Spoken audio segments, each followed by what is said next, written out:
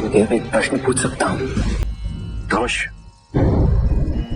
क्या असुरों का वध ही एकमात्र विकल्प है? क्या उनके हृदय को परिवर्तित नहीं किया जा सकता? संभव है कि ताड़का की अज्ञानता ने उसे क्रूर बना दिया। क्या हम उसे कर्म और धार्मिकता के मार्ग पर बढ़ने के लिए प्रेरित नहीं कर सकते? क्या एक स्त्री की हत्या करना अशोभनीय नहीं है? अवश्य है, किंतु कैसी स्त्री है ताड़का? क्या उसमें दया है, करुणा है, अनुकंपा है? कैसी स्त्री है वो जो निर्दोषों की निर्मम हत्या करती चली जा रही है, केवल अपना वर्चस्व स्थापित करने के लिए? किसी की हत्या करने से पहले सोचती तक नहीं है।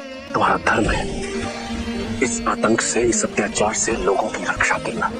ताड़का क्षमा और दया के योग्य नहीं है किसी भी तर्क के आधार पर। उसके विनाश के अतिरिक्त और कोई विकल्प नहीं है हमारे समक्ष।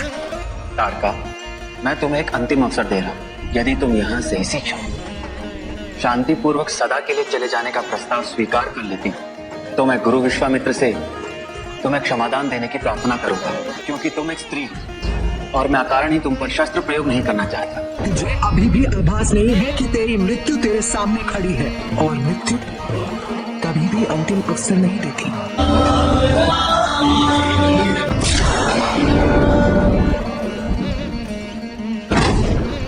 क्या हुआ राम भैया, अपने विजय से प्रसन्न नहीं है आप?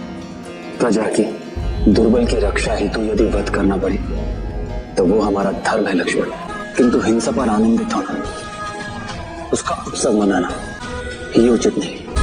मैंने आज पहली बार एक स्त्री का वध किया और इस बात की मुझे कदाचित प्रसन्नता नहीं।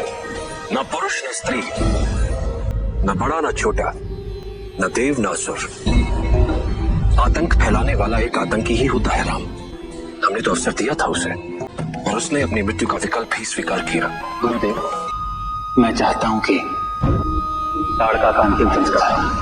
भैया, ताड़का एक राक्षसी थी, वो हमारा विनाश करना चाहती थी। एक शत्रु को इतना सम्मान क्यों? तुम्हारे प्रश्न ही तुम्हारा उत्तर नहीं था लक्ष्मण।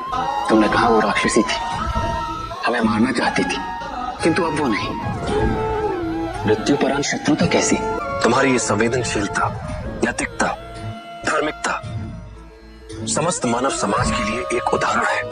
यदि सभी मनुष्य तुम्हारे इन गुणों का अनुसरण करने लगे तो मानवता कभी लुप्त नहीं होगी।